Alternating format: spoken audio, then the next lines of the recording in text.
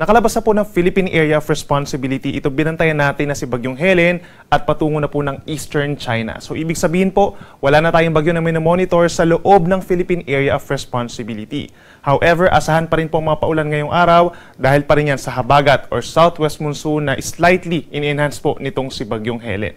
Samantala, base rin sa ating latest satellite animation, meron tayong mga cloud clusters or kumpul ng ulap na namataan dito sa kaliwa at kanang parte po ng ating bansa. And meron ditong possible po na mabuo ng mga low pressure areas sa mga susunod pa na araw base na rin sa ating tropical cyclone threat potential forecast. But within the next 24 hours, wala tayong nakikitang mabubuong bagyo sa loob ng ating area of responsibility.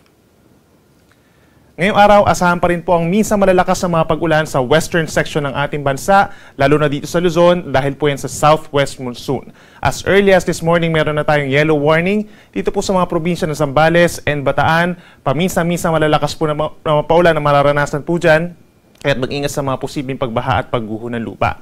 May chance din po ng occasional rains or paminsan-minsan mga malalakas na mga pag-ulan dito sa Pangasinan, Tarlac, Pampanga. Dito rin po sa bahagi po ng Occidental Mindoro and Northern Palawan dahil din yan sa southwest monsoon, habang may mga kalat-kalat na ulan and thunderstorms pa dito sa natitirang bahagi ng Ilocos Region, Abra, Benguet, maging dito sa may Nueva Ecija, Bulacan, Metro Manila, Rizal, pababa ng Cavite, Batangas, Oriental Mindoro at lalawigan po ng Romblon.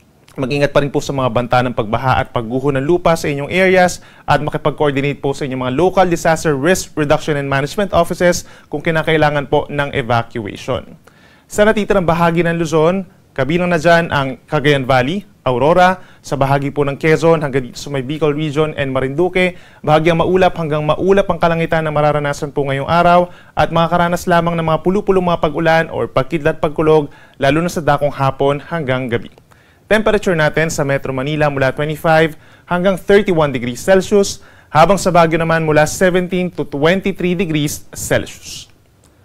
Sa ating mga kababayan po sa Palawan, lalo na sa may northern portion, asahan pa rin po ang paminsan-minsang malakas na ulan dahil po yan sa southwest monsoon pa rin. At dito sa may western Visayas, pinakamaapektuhan po itong mga areas po ng Antique and Iloilo, kalat-kalat na ulan and thunderstorms. Sa natitirang bahagi ng Panay Island plus Negros Island region, asahan naman yung bahagyang pagbuti ng panahon at mababawasan ng bahagya yung mga pag-ulan natin.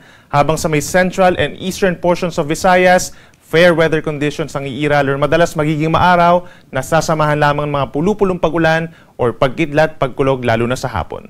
Temperature natin sa Metro Cebu mula 26 hanggang 32 degrees Celsius. At sa ating mga kababayan po sa Mindanao, makakaranas pa rin po ng maaraw na panahon ng maraming lugar except dito sa may areas ng Caraga Region. As early as this morning, meron mga tsansa po ng mga saglit na pag-uulan. Sa natitirang bahagi ng Mindanao, meron din mga afternoon or evening rain showers or thunderstorms na nagtatagal lamang po ng 2 hanggang 3 oras. So kung lalabas po ng bahay sa hapon, make sure po na meron tayong dalang payong. Temperatura natin sa Davao City and Zamboanga City, posible pang umakyat sa 33 degrees Celsius. Dahil pa rin po sa pag-ihip ng habagat, meron pa rin tayong gale warning or matataas sa mga alon dito po sa western seaboards ng Luzon. Asahan nyo hanggang 4.5 meters sa western coast of Pangasinan, gayon din sa Zambales, western Bataan, gayon din sa northwestern coast of Occidental Mindoro at western coast of Palawan.